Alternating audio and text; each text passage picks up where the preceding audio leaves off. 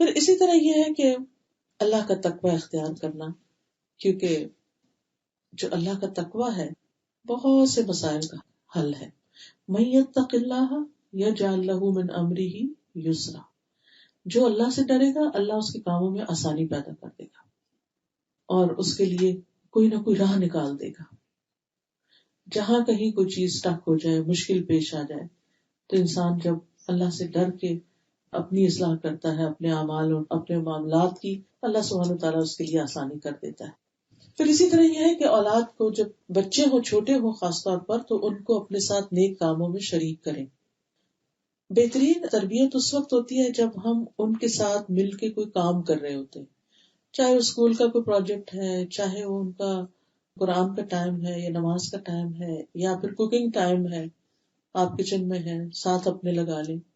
کیونکہ عموماً ہم اپنے کام میں بہت پرفیکشن چاہتے ہیں نا، تو ہم بچوں کو قریب نہیں پٹکنے دیتے، ہم کہتے تم چلے جاؤ میں خود ہی کر لوں گی.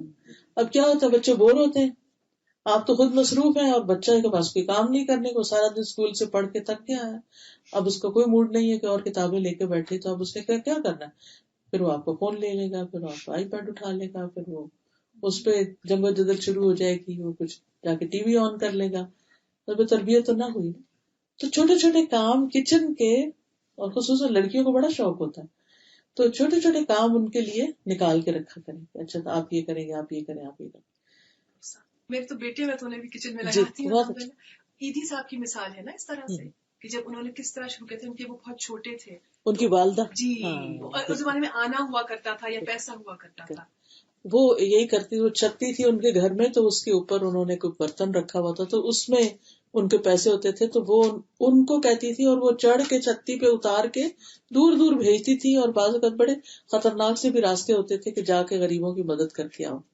تو اس سے پھر ان کو وہ عادت پڑ گئی، اور بڑے ہو کے آپ دیکھیں انہوں نے پھر کیا کیا کیا، کیسی عادت وہ ساری زندگی ساتھ رہی کہ اس کے بغیر جینا مرنا اسی کے ساتھ ہو گیا. تو نیک کاموں میں بچوں کو ساتھ شریک کرنا چاہیے. آپ دیکھیے ابراہیم علیہ السلام نے جب خانہ کعبہ کی تعمیر کی تھی تو اسماعیل علیہ السلام کو ساتھ لگایا تھا. وَإِذْ يَرْفَعُ إِبْرَاهِيمُ الْقَوَاعِدَ مِنَ الْبَيْتِ وَإِسْمَاعِيلُ رَبَّنَا تَقَبَّلْ مِنَّا. اور جب ابراہیم اور اسماعیل بیت اللہ کی بنیادیں اٹھا رہے تھے کہ اے ہمارے رب ہم سے قبول کر لے، بلا شبہ تو ہی سب کی سننے والا اور سب کچھ جاننے والا ہے. پھر اسی طرح یہ ہے کہ بچوں کے ساتھ جو ہمارا معاملہ ہوتا ہے اس میں ہمیں بہت آنےسٹی کی ضرورت ہے. ان سے جھوٹ نہ بولا جائے، ان کے ساتھ جو وعدہ کیا جائے وہ سچا کیا جائے. اگر آپ کو کوئی چیز نہیں ان کو لے کر دینی تو آپ ان سے کہہ دیں کہ ابھی نہیں لے سکتے، کچھ عرصے کے بعد لیں گے، یا یہ چیز لینے کی نہیں، صاف گوئی کریں. جسے کہتے ہیں نا پنجابی میں لارے لگانا، وہ والی چیز نہ ہو، کیونکہ اس سے وہ اعتماد بھی نہیں کرتے پھر نہیں کرتے. تو اس میں ابو الاحوص کہتے ہیں کہ عبداللہ بن مسعود کہا کرتے تھے کوئی شخص کسی بچے سے ایسا وعدہ نہ کرے جسے وہ پورا نہ کرے. اسی طرح غلط بیانی بھی نہیں کرنی چاہیے. ایک دفعہ ایک صحابیہ نے اپنے بچے کو بلایا، ذرا میں تمہیں کچھ دوں، تو نبی صلی اللہ علیہ وسلم نے پوچھا تم نے کیا دینا ہے؟ تو نے کہا کہ میرے پاس کچھ کھجور ہے تو وہ دینا چاہتی ہوں. آپ نے فرمایا اگر تم اس کو کچھ نہ دیتی تو تم پر جھوٹ کا گناہ لکھا جاتا. یعنی بات کرتا ہم بچوں کے ساتھ کچھ معاملے کرتے ہیں سمجھتے ہیں تو بچے ان کے ساتھ جو مرضی کر لیں، شاید ان کے ساتھ جھوٹ بولنے کا بھی کوئی گناہ نہیں اور ان کو مار پیٹ کرنے کا بھی شاید کوئی پکڑ پوچھ نہیں. کیونکہ بعض مائیں جو ہیں وہ بچوں کے ساتھ ناروا زیادتی کرتی بلا وجہ، یعنی چاہے ہسبینڈ سے کوئی لڑائی ہوگی اور سارا غصہ بچوں پر نکل جائے گا. تو اس معاملے میں بھی اللہ سے ڈرنا چاہیے. بہت کچھ اور کیا جا سکتا ہے. ہماری ایک اسٹوڈنٹ تھی تو وہ کہتی ہے کہ میں فزیکل ورک شروع کر دیتی ہوں، گھر کی صفائی اور موپ اور یہ اور وہ، یعنی ایسے کام شروع کر دیتی کہ جس سے میری انرجی جو ہے نا وہ بہت ریلیز ہو. تو بجائے اس کے کوئی ساری قوت بچوں پہ آ کے نکلے تو کہیں اور نکالنا چاہیے. پھر اسی طرح یہ کہ بچپن سے ہی انہیں اللہ سے جوڑنا چاہیے. اپنا ڈر نہیں دینا چاہیے، اللہ کا ڈر. یہ کہ ابا آئیں گے تو یہ کہیں گے، فلاں آئیں گے لوگ کیا کہیں گے، یہ بڑا عام جملہ ہے گھروں میں، یہ نہ کرو لوگ کیا کہیں گے. بھائی نہیں، لوگ کیا کہیں گے، کہہ لے جو کہنا ہے. لوگوں کا کہنا، اور اب تو آپ دیکھیں کہ لوگوں کا کہنا بھی کوئی ویلیو نہیں رکھتا. تو اللہ سے ہمیشہ، کیونکہ جب اللہ کا ڈر دل میں ہوگا تو کہیں بھی ہوں گے، آپ ہیں یا نہیں ہے ساتھ، تو اللہ کے ڈر سے کوئی کام نہیں کریں گے. تو بچپن سے قرآن و سنت کے ساتھ جوڑنا. اور اس میں سب سے پہلا سبق جو ہے وہ ہے شرک سے بچنے کی تعلیم، کہ لقمان علیہ السلام نے جو اپنے بچے کو نصیحتیں کی تھی سورۃ لقمان میں جو آتی ہیں، اس میں پہلا سبق یہی تھا، یا بنی لا تشرک باللہ ان الشرک لظلم عظیم، پہلی چیز یہ سکھانے کی۔ پھر آپ دیکھیے عبداللہ بن عباس جو ابھی بہت چھوٹے تھے، تو نبی صلی اللہ علیہ وسلم کی جو اہلیہ تھی حضرت میمونہ، ان کے بھانجے بھی تھے، تو ایک دفعہ وہ ان کے گھر رہنے کے لیے بھی آئے، یہ دیکھنے کے لیے کہ نبی صلی اللہ علیہ وسلم رات کو کیا کرتے ہیں، تو انہوں نے ان کو اپنے ساتھ کھڑے ہو کر تہجد بھی پڑھائے۔ بہرحال عبداللہ بن عباس کہتے ہیں کہ ایک دن میں نبی صلی اللہ علیہ وسلم کے ساتھ پیچھے سوار تھا، تو آپ نے فرمایا، اے لڑکے، میں تجھے چند کلمات سکھاتا ہوں، اللہ کے احکام کی حفاظت کرو، اللہ تمہاری حفاظت کرے گا، اللہ کی حفاظت کرو، تم اسے اپنے سامنے پاؤ گے، یعنی اگر تم اللہ سے ڈرو گے، اللہ کا حکم مانو گے، تو اللہ کی مدد بھی آئے گی۔ اب یہ بچے کو سکھایا جا رہا ہے، جب مانگو اللہ سے مانگو، ان ساری امیدیں اللہ سے وابستہ کرو، لوگوں سے نہیں کرو، جب مدد چاہو اللہ سے مدد چاہو، جان رکھو اگر ساری دنیا مل کے تمہیں کوئی فائدہ دینا چاہے تو نہیں کچھ نفع دے سکتی مگر جو اللہ نے تمہارے لیے لکھ دیا، اور سب مل کے تمہیں کوئی نقصان دینا چاہے تو نقصان بھی نہیں دے سکتے سوائے اس کے جو اللہ نے لکھ دیا۔ قلم اٹھا لیے گئے، صحیح پہ خشک ہو گئے، گویا تقدیر کا معاملہ بھی سمجھا دیا، اور یہ کہ سارا فیصلہ اللہ کے ہاتھ میں ہے، تو لوگوں کا ڈر بھی دل سے نکال دیا، ایک بہادری کا سبق دیا، خوف نکال دیا۔ پھر اسی طرح آپ دیکھیں کہ اس میں بیسیکلی یعنی کہ اللہ کے ساتھ جوڑنے والی بات ہے۔ پھر دنیا سے جاتے ہوئے بھی اولاد کی توحید کی فکر، حضرت یعقوب علیہ السلام کے جب موت کا وقت تھا تو انہوں نے اپنے بچوں کو بلا کے کہا، حضرت یوسف اور سارے بچے ان کے بیٹے تھے، کہ میرے بعد کس کی عبادت کرو گے؟ تو انہوں نے کہا کہ اللہ کی عبادت، جو تیرا معبود تیرے باپ دادا ابراہیم اسماعیل اسحاق کے معبود کی عبادت کریں گے جو ایک ہی معبود ہے۔ پھر اسی طرح اللہ کا ڈر کس طرح پیدا کرنا، جیسے لقمان علیہ السلام نے کیا، اے میرے چھوٹے بیٹے، اگر کوئی چیز رائی کے دانے کے وزن کی ہو، کسی چٹان میں ہو یا آسمانوں یا زمین میں، اللہ اسے لے آئے گا، یعنی اللہ سے تم کچھ بھی نہیں چھپا سکتے۔ سکھانا کیا مقصود تھا کہ اللہ سے کچھ بھی چھپا ہوا نہیں ہے۔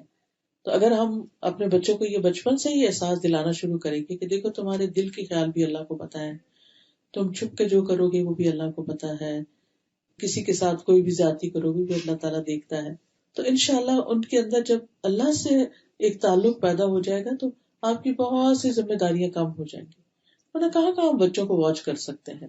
اور خاص طور پر آپ دیکھیے کہ ہاتھوں میں گیجٹس آ گئے ہیں، کیا کچھ اس میں دیکھنے کو، کتنے فساد کی کتنی چیزیں ہیں، آپ جتنی چاہیں پیرنٹنگ کنٹرول کریں لیکن وہ کہیں نہ کہیں سے کچھ نہ کچھ نکل ہی آتا ہے۔ اسکول بھی تو کتنا جی، اسکولوں کے اندر کیا کچھ ہے، تو اگر ان کے اپنی آنکھوں اور ان کے دل کے اندر ایک وہ ہے اللہ کا ڈر ہے تو وہ خود ہی آنکھیں پھیر لیں گے اور اپنی نگاہ بدل لیں گے۔ ہم سے زیادہ آزمائش، بالکل ہم سے زیادہ فتنہ ہے ان کے لیے۔ پھر اسی طرح بچپن سے ہی نمازوں کی پابندی، اور صرف فرض نہیں بلکہ نفل نماز بھی، نبی صلی اللہ علیہ وسلم حضرت فاطمہ حضرت علی کو بھی اٹھایا کرتے تھے۔ پھر اسی طرح روزہ رکھوانا، اور فرض روزوں میں تو بچے کچھ نہ کچھ سب کو دیکھ کے رکھ ہی لیتے ہیں، کبھی کبھی نفلی روزہ بھی رکھوانا۔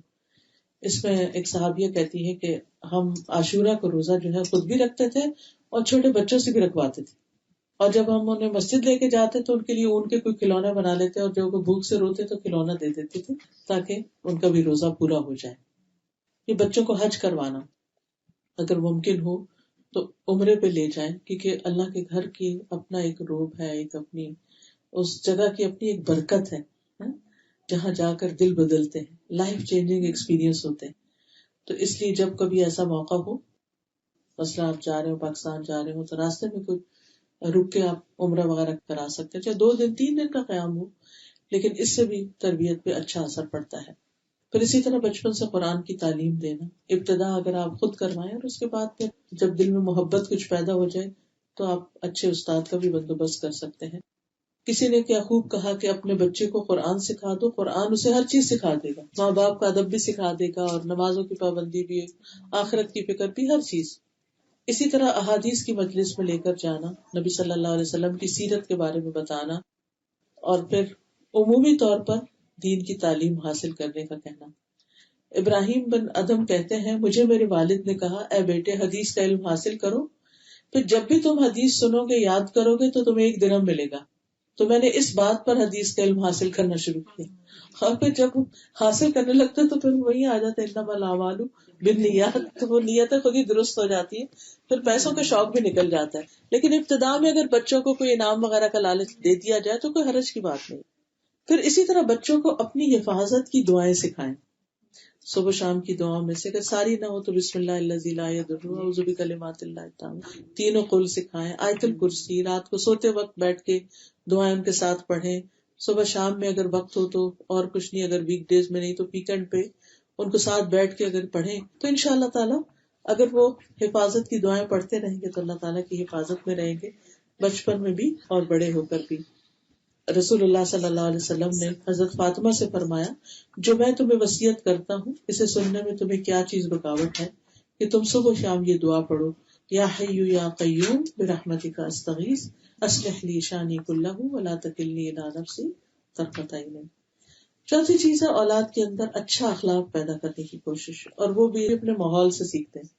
اگر گھر میں مسکرانے کا ماحول ہے تو بچے بھی آپ کو دیکھ کے مسکراتے رہیں گے، لیکن اگر زیادہ وقت آپ کا موڈ آف رہتا ہے تو پھر بچے بھی سمجھتے ہیں کہ یہ زیادہ بہتر طریقہ ہے. اس طرح سے اگر ٹی وی کا ماحول ہو تو پھر بچے بھی وہی سیکھتے ہیں، یہ بھی بہت بڑا مسئلہ ہے نا. جی ہاں، اور افسوس کے ساتھ یہ کہنا پڑتا ہے کہ بعض گھروں میں بزرگ ٹی وی لگا کے بیٹھ جاتے ہیں اور مائیں جو ہے وہ بچوں کو کھینچ کے لے جا رہی ہوتی ہیں کہ یہاں نہیں بیٹھنا. وہ عزت احترام کے مارے وہ دادا دادی یا نانا نانی کو بھی نہیں کہہ سکتے کہ بند کریں اس کو، اور بچے جو ہیں وہ دو حصے میں بٹ جاتے ہیں اور پھر وہ بھاگ کے جاتے ہیں جہاں ان کو مزہ آتا ہے بیٹھ کے.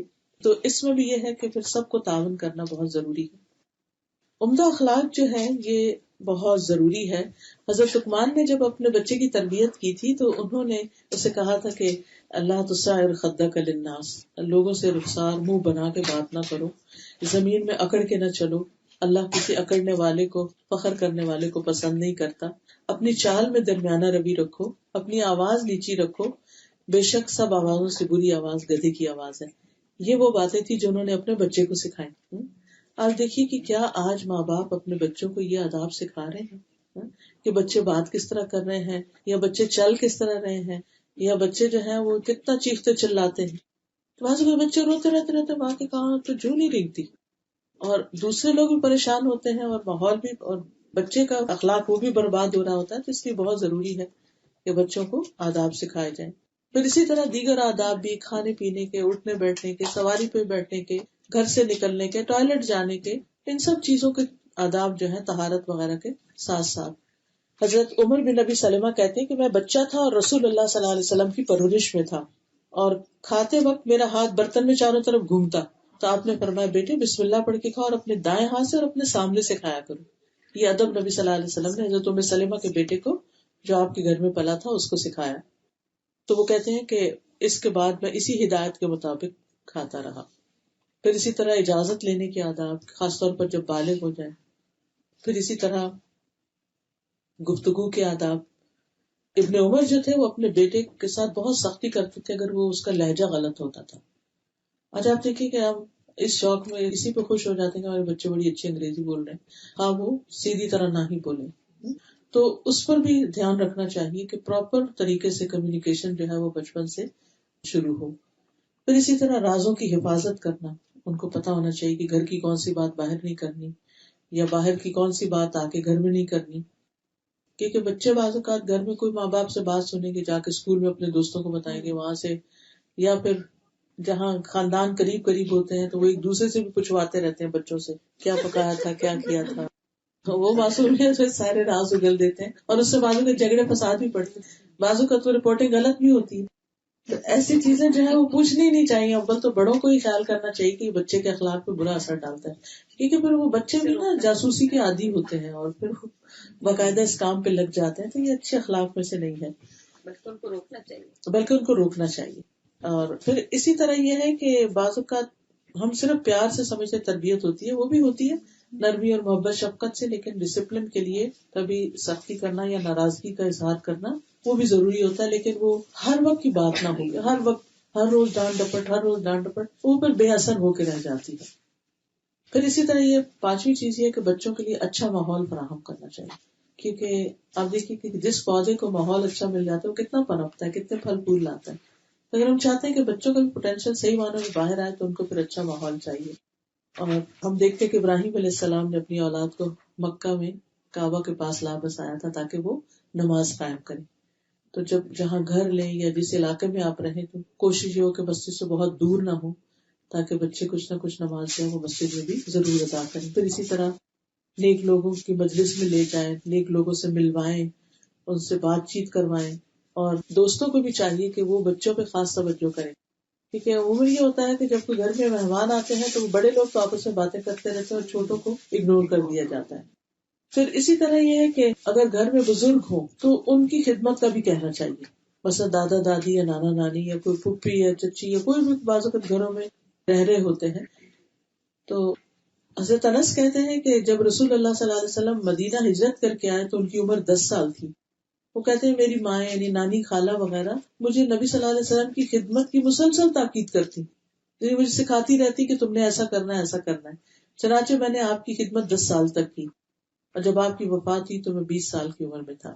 پھر اسی طرح ایسے لوگ یعنی ہر طرح کے لوگوں سے ایکسپوز کریں، یعنی کہ صرف اپنے ہی جیسے اسٹیٹس کے لوگوں سے بلکہ اپنے غریب رشتہ داروں سے بھی ملیں. ایسی جگہوں پر لے کر جائیں جہاں پر بچوں کو پتہ چلے کہ زندگی ایک مشکل حقیقت ہے، شکر گزاری ان کے اندر آئے. کوئی بیمار ہو اسپتال لے کر جائیں، اگرچہ بچوں کو بہت ریکمینڈ نہیں کرتے لیکن کبھی نہ کبھی ایسے کسی وارڈ میں جہاں کو بہت مسئلہ نہ ہو اگر آپ بچوں کو اسپتال لیں، لائف ٹائم ایکسپیرینس ہوگا، بھولیں گے نہیں اس کو اور اس سے شکر گزاری آئے گی. اسی طرح اگر کوئی فوت ہو جائے تو جنازے وغیرہ پر بھی لے کر جائیں اور انہیں پوری حقیقت بتائیں. ابھی ریسنٹلی تیمیہ کی دادی صاحب کا انتقال ہوا تو اس میں بچوں کو ایک ایک سٹیپ بتایا کیسے جان نکلتی تھی، وہ اس وقت پاس بھی تھی، روح کیسے نکلتی ہے اور فرشتے کیسے آتے ہیں اور پھر نہلاتے ہیں اور پھر قبرستان بھیجا، پھر بچے نے قبر بھی دیکھی اور پھر یعنی سارے پروسیس میں اس کو شریک رکھا. اس کا فائدہ یہ ہوتا ہے کہ آخرت کی یاد انسان کے اخلاق اور تربیت پہ بہت اثر ڈالتی ہے. اور ان ملکوں میں کوئی فوت ہو جائے تو آپ ہی بڑھیں گے، بالکل کہاں سے آئیں گے. تو اگر انہیں پتہ ہی نہیں کہ یہ کیا ہو گیا تو ان کے لیے سب کچھ سہنا ہی بڑا مشکل ہو جائے. تو اس لیے اگر کسی کا بھی ویسے تو میں سمجھتی ہوں ماشاء اللہ یہاں کی کمیونٹی بہت اچھی ہے.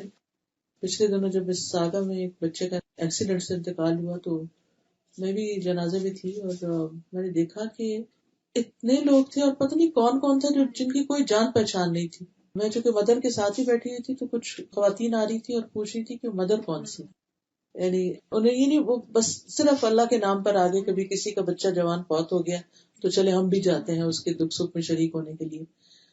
لیکن یہ کہ وہ تو بعد میں آتے ہیں نا، تو گھر کے اندر کے افراد جو ہیں ان کو ان چیزوں کا علم ہونا بہت ضروری ہے. پھر اسی طرح یہ ہے کہ اگر کچھ باصلاحیت لوگ ہیں بڑے تو ان کی نگرانی میں بچوں کو دینا چاہیے، ان کے پاس بھیجنا چاہیے، ان سے سکھوانا چاہیے.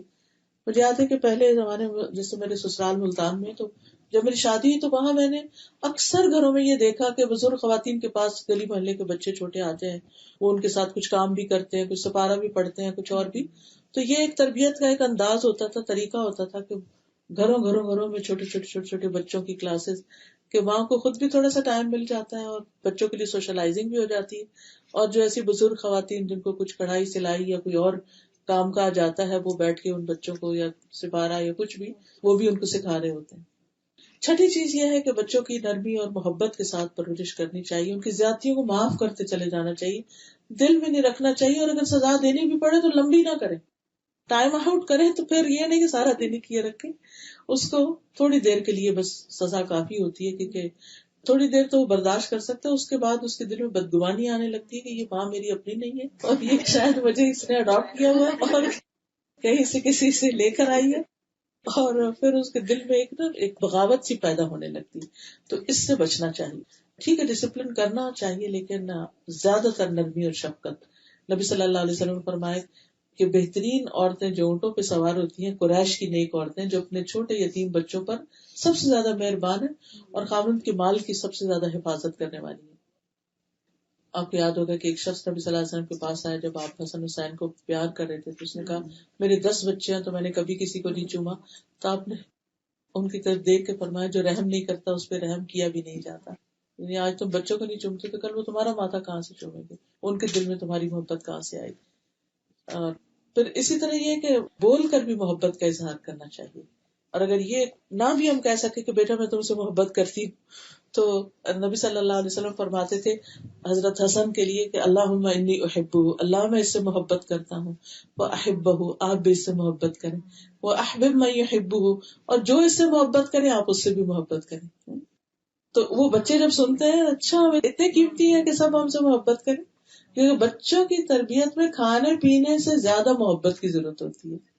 یعنی شاید کھانا پینا ان کے لیے اتنا امپورٹنٹ نہ ہو جتنی آپ کی محبت اور شفقت اور توجہ چاہیے ہوتی ہے. اور نبی صلی اللہ علیہ وسلم حضرت ام سلمہ کی بیٹی جو زینب تھی، چھوٹی سی تھی وہ، جب ان کی نکاح ہو کر آیا تو اس کو پیار سے بلاتے تھے، زوینب کہہ کے پکارتے تھے.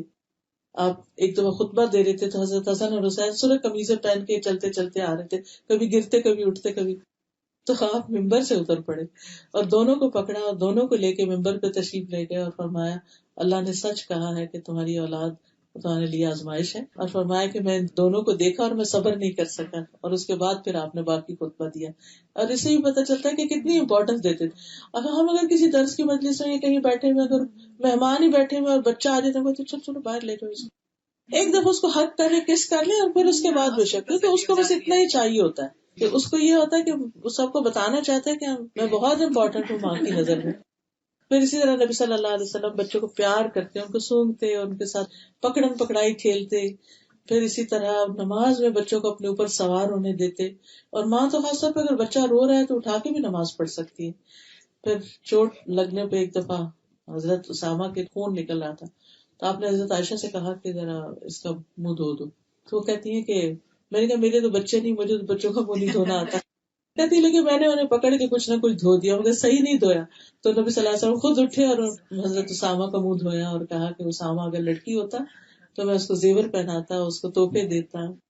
پھر اسی طرح یہ کہ بچوں کی بیماری میں خاص طور پر ان کا خیال رکھنا. بخاری کی ایک حدیث میں آتا ہے کہ حضرت ابوبکر رضی اللہ تعالیٰ عنہ نے حضرت براء ابن عازب کے والد عازب سے اونٹ کا پالان خریدا، وہ لکڑی ہوتا ہے جس کے اوپر بیٹھ کے سواری کرتے ہیں. تو وہ ذرا بھاری تھا تو انہوں نے براء سے کہا کہ آؤ میرے ساتھ گھر چھوڑ کر آؤ. تو براء ساتھ آئے. تو براء یہ حدیث بیان کرتے ہیں کہ میں جب اندر گیا تو حضرت عائشہ لیٹی ہوئی تھی، اس وقت پردے کے احکام ابھی نہیں آئے تھے. تو حضرت ابوبکر نے پوچھا بیٹی تمہارا کیا حال ہے؟ تو پتا چلا کہ بخار ہے.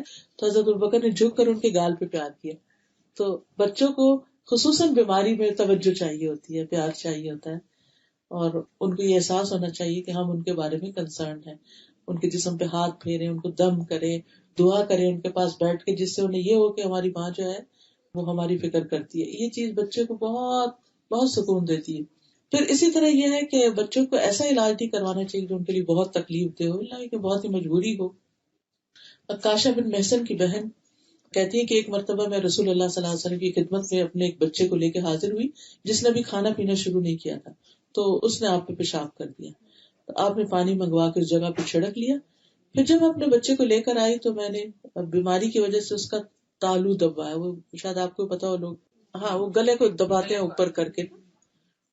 تو آپ نے فرمایا کہ تم حلق دبا کے تکلیف دے رہی ہو، تم کچھ ہندی کیوں نہیں استعمال کرتی؟ تم عود ہندی استعمال کیا کرو، اس میں 7 بیماریوں کی شفا ہے جن میں سے ایک سینے کا درد ہے. حلق کی بیماری ہے تو ناک میں دوائی ڈالی جا سکتی ہے. سینے کے درد کی صورت میں اسے منہ کے کنارے سے ٹپکایا جا سکتا ہے. ایک بوٹی ہوتی ہے، جڑی بوٹی ہوتی ہے، اور ایک ہوتی ہے کست بحری جو سمندر سے آتی ہے، اور ایک ہوتی ہے کست یا عود ہندی جو پہاڑوں کے اوپر اگتی ہے. اور دونوں میں بے شمار فائدے ہیں. ایک باہری شاید ٹھنڈے مزاج والوں کے لیے ہوتی ہے، اور جو ہندی ہوتی ہے وہ گرم مزاج والوں کے لیے، یا وہ ہندی گرم ہوتی ہے جو پہاڑوں پہ اگتی ہے، اور دوسری ٹھنڈی ہوتی ہے. تو اس میں 7 کیورز ہیں، اس میں 7 بیماریوں کا علاج ہے. اور بچوں کو تھوڑی تھوڑی دی جا سکتی ہے، بڑوں کو بھی اگر نزلہ زکام وغیرہ ہو، یا خاص طور پہ ایسما کی اگر تکلیف ہو. اور بھی کئی، بلکہ پچھلے دنوں مجھے ایک ڈاکٹر بتا رہی تھی کہ کسی نے کینسر میں اس کو لیا دن میں 5 دفعہ، تو اس کے کچھ عرصے بعد جب چیک کروایا تو رپورٹس بالکل صاف تھی. تو الحمدللہ نبی صلی اللہ علیہ وسلم کو اللہ سبحانہ وتعالیٰ نے ظاہر ہے وحی کے ذریعے جو چیزیں بتائی ہیں بہت ہی فائدے کی ہیں. پھر اسی طرح جب سفر سے آئے تو خاص طور پر بچوں کے لیے کچھ نہ کچھ لے کے آئے. ہمارے والد جو تھے جب گھر آتے کچھ نہ کچھ لے کر آتے، اور پھر ہم بچوں میں سے ہی دیتے اور کہتے کہ بچوں کو تقسیم کرو نا. تو باریاں ہوتی تھیں کہ پھر اسی طرح نبی صلی اللہ علیہ وسلم حضرت فاطمہ سے بہت محبت کرتے تھے. اور وہ حضرت عائشہ کہتی ہے میں نے سب سے زیادہ چال ڈال عادات بات چیت میں حضرت فاطمہ کو حضور صلی اللہ علیہ وسلم سے قریب ترین پایا ہے. اور جب آپ کے پاس آتی تو آپ ان کے لیے کھڑے ہو جاتے، ان کو بوسہ دیتے، انہیں اپنی جگہ بٹھاتے. جب آپ جاتے تو وہ بھی بالکل اسی طرح کیا کرتی تھی. اسی طرح ایک موقع پر آپ نے حضرت فاطمہ، حضرت علی، حضرت حسن حسین سب کو اپنی چادر کے نیچے لے لیا. اور پھر اسی طرح بچوں کو جب اٹھائیں رکھیں تو نرمی سے کھینچیں، اور بال کھینچنا اور پٹخانا اور گرانا اور یہ نہیں کرنا چاہیے، کیونکہ ان کے اندر خوف بیٹھ جاتا ہے، نازک بھی ہوتا ہے، خوف بھی بیٹھ جاتا ہے. اور چھوٹے بچوں کو تو خاص طور پہ بالکل مارنا نہیں چاہیے. دیکھیے جب نماز کے لیے 10 سال کی عمر میں جا کے کہا گیا، اور پھر اسی طرح یہ کہ ہر وقت روک ٹوک نہیں کرنی چاہیے. حضرت انس کہتے ہیں میں 10 سال حضور صلی اللہ علیہ وسلم کے پاس نہ ہوں اور آپ نے کبھی مجھے نہیں پوچھا یہ کیوں نہیں کیا، وہ کیوں کیا. یعنی بہت زیادہ انٹرفیئرنس، اور ہر وقت نصیحتیں اور ہر وقت ان کو بس لیکچر دیے چلے جانا، یہ اس کا کوئی فائدہ نہیں ہوتا. 7ویں چیز یہ ہے کہ اولاد کو دعائیں دینا، اٹھتے بیٹھتے دعائیں دیا کریں. وہ کام خراب بھی کریں تو کہ اللہ اس کو ہدایت دے، اللہ تمہیں ہدایت دے، اللہ تمہیں جنت میں لے جائے، اللہ تمہیں متقین کا امام بنا، جو بھی آپ کا دل چاہے. اور والدین کی دعا قبول بھی ہوتی ہے. نبی صلی اللہ علیہ وسلم فرماتے تھے کہ میں اپنے والد ابراہیم کی دعا ہوں. یعنی ابراہیم علیہ السلام نے دعا کی تھی نا، ربنا وبعث فیہم رسولا منہم. اور اولاد کو کبھی بد دعا نہ دیں، کیونکہ دکھ میں اگر ماں باپ کے منہ سے کوئی بات نکل جاتی ہے تو اگر قبول ہو گئی تو آپ دیکھیں پھر آپ خود ہی تڑپیں گے. تکلیف بھی تو ماں باپ کو خود ہی ہوتی ہے نا، پھر اولاد کا دکھ کبھی بھی برداشت نہیں ہوتا، نسلوں میں جاتا ہے پھر وہ. اور اولاد کے لیے جو دعائیں ہیں ان میں پیدائش سے پہلے ربی ہب لی من الصالحین، ربی ہب لی من لدنک ذریۃ طیبہ انک سمیع الدعاء، ربنا هب لنا من ازواجنا وذرياتنا قرة اعین واجعلنا للمتقین اماما، ربنا واجعلنا مسلمین لک ومن ذریتنا امة مسلمة لک وارنا مناسکنا وتب علینا انک انت التواب الرحیم. رب اوزعنی ان اشکر نعمتک التي انعمت علی وعلى والدی وان اعمل صالحا ترضاه وأصلح لي في ذريتي إني تبت إليك وإني من المسلمين. رب اجعلني مقيم الصلاة ومن ذريتي ربنا وتقبل دعاء ربنا اغفر لي ولوالدي وللمؤمنين يوم يقوم الحساب واجنبني وبني أن نعبد الأصنام. اللهم إني أعوذ بك من جار السوء ومن زوج تشيبني قبل المشيب ومن ولد يكون علي ربا ومن مال يكون علي عذابا ومن خليل ماكر عينه تراني وقلبه يرعاني إن رأى حسنة دفنها وإن رأى سيئة وإذا رأى سيئة أذاعها. یا حی یا قیوم برحمتک نستغیث. یا اللہ تو ہم سب کے بچوں کو ہدایت عطا فرما، انہیں ہماری آنکھوں کی ٹھنڈک بنا دے. یا اللہ ہماری نسلوں میں دین کو باقی رکھا، اللہ انہیں متقین کا امام بنا دے. اللہ ہمارے بچوں کو ہمارے لیے دنیا اور آخرت کی سعادت اور کامیابیوں کا ذریعہ بنا، ہمارے لیے بہترین صدقہ جاریہ ہم کو بنا. اللہ اس گھر پر اپنی خیر و برکت نازل فرما. جتنی بہنیں آئی ہیں انہوں نے جو کچھ سنا ہے، اور ہم سب کو اس سے بہترین فیض پہنچا، برکت عطا کر، اور ہمیں عمل کی توفیق دے، اور ہم سب سے اس کوشش کو قبول فرما دے. ربنا تقبل منا انک انت السمیع العلیم. یا اللہ ہم سب کے بچوں کو صحت اور ہدایت عطا فرما. یا اللہ انہیں نیک بنا، ہم سب کی پریشانیاں اپنے بچوں کے سلسلے میں دور فرما. ربنا تقبل منا انک انت السمیع العلیم وتب علینا انک انت التواب الرحیم. وصلی اللہ تعالی علی خیر خلقہ محمد وعلی آلہ واصحابہ واہل بیتہ اجمعین برحمتک یا ارحم الراحمین. جی ضرور پوچھیے. جیسے آپ ذکر کیا تھا نا کہ نیبرز 40 گھر ادھر اور ادھر اس طرف ان کا کتنا وہ فرق ہے، تو یہاں کیا کیا جا سکتا ہے؟ مطلب یہاں پر ظاہر ہے نان بلیورز بھی ہیں، دوسرے ریلیجنس کے بھی ہیں، مگر ان کے لیے کیا کر سکتے ہیں؟ دعا کر سکتے ہیں، دعا بھی کر سکتے ہیں. اور جیسے رمضان ہے یا کوئی ایسا فیسٹیول ہے تو اس موقع پر کوئی چھوٹا سا گفٹ بنا کے سب کو بھجوا دیں. یا جیسے آپ کسی نیبرہڈ میں آپ شفٹ ہوئے ہیں تو وہاں پر آپ کوئی اچھا سا کارڈ لے کے سب کو کہ ہم یہاں پر آئے ہیں، اگر نیڈ اینی ہیلپ یا کچھ بھی، تو کوئی اچھا میسج لکھ کے سب کو بھیجا جا سکتا ہے، just to introduce yourself. تو اس سے پھر ایک اکثر خیال آتا ہے. جی بالکل. یہ تو یہاں یہاں پاکستان میں بھی یہی حال ہو گیا ہے کہ جتنے سیکیورٹی کے مسائل ہو گئے جی اس کی وجہ سے لوگ ڈرتے ہیں کسی کے گھر جانے سے بھی، کسی کو ایون بلانے سے. تو یہ بھی ہے نا آج کل کا تو 2005 میں ہم نے جب کورس کیا تھا تو ڈاکٹر صاحب نے ہمیں ایک ورک شاپ ہم نے جی رمضان کا اس وقت انہوں نے ہمیں بتایا تھا کہ کھجور کے چھوٹے پیک لے کے عید کے موقع پر اور اس میں لکھ کے کہ بھی ہم اس گھر پہ اس جگہ رہتے ہیں ہم عید منا رہے ہیں تو جی. اور رمضان کا کہ یہ چھوٹا سا انٹروڈکشن رمضان کا کہ رمضان کیا اور اس میں ہم فاسٹ کرتے ہیں اور اس طرح کی چیزیں. تو اس سے یہ کہ کل ہی میں ایک چھوٹا سا ویڈیو کلپ دیکھ رہی تھی, کسی نے مجھے بھیجا اور اتنا اچھا تھا. امریکہ میں کوئی شخص تھا تو وہ کہتا ہے کہ 9/11 کے بعد میرے دل میں مسلمانوں کی اتنی نفرت آئی, جو کچھ میڈیا سے میں نے سنا, کہ میں دیکھنا نہیں چاہتا تھا ان کو. اس کے بعد کیا ہوا کہ میرے نیبرہڈ میں کچھ سیرین فیملی آ کے رہی اور دیکھتے دیکھتے ان کے بچے جو تھے وہ ان کی آوازیں مجھے کسی بہترین میوزک سے بھی زیادہ اچھی لگنے لگی, اور ان کا رویہ اور ان کا میل جول اور ان کی, میں نے دیکھا کہ اتنے صاف ستھرے ہیں اور کچھ ہی عرصے میں انہوں نے اپنے آپ کو سیٹل کر لیا ہے. اور تو اور ساتھ جیسے رونے والی اس کی آواز ہو رہی تھی اور کہنے لگا کہ میں ان سے بہت زیادہ محبت کرتا ہوں اور انہوں نے میرے دل سے ساری نفرت دور کر دی ہے. تو اچھا نیبرہڈ جو ہے, آپ جو کچھ بھی کریں, آپ ایون اپنی گاڑی اگر نکال رہے ہیں جا کے صرف ہاتھ ہی ہلا دیتے ہیں, تو یہ بھی ایک جیسچر جو ہے ان کے دلوں میں, یعنی آپ سے ایک امن. آج ہم وہاں پر تھے اسپیس اور ایویشن میوزیم میں, تھوڑی دیر کے لیے ہم لوگ گئے تھے, تو دیکھ رہے تھے ادھر ادھر, تو ایک شخص آیا میرے ہسبینڈ کے پاس, تو وہ کہنے لگا کہ we welcome you in this country. تو اس نے یہ کہا کہ ہم نے تو کسی کو بھی نہیں جا کے کہا کہ وی لائک دس کنٹری, یا میوزیم کتنا اچھا ہے کچھ. تو یہ لوگ اگر ہمیں کٹسی دکھا سکتے تو ہم کیوں نہیں آگے بڑھ کے کسی کو کچھ کہہ سکتے. ٹھیک ہے, سبحانک اللہم و بحمدک, اشہد ان لا الہ الا انت, استغفرک و اتوب الیک. السلام علیکم و رحمۃ اللہ.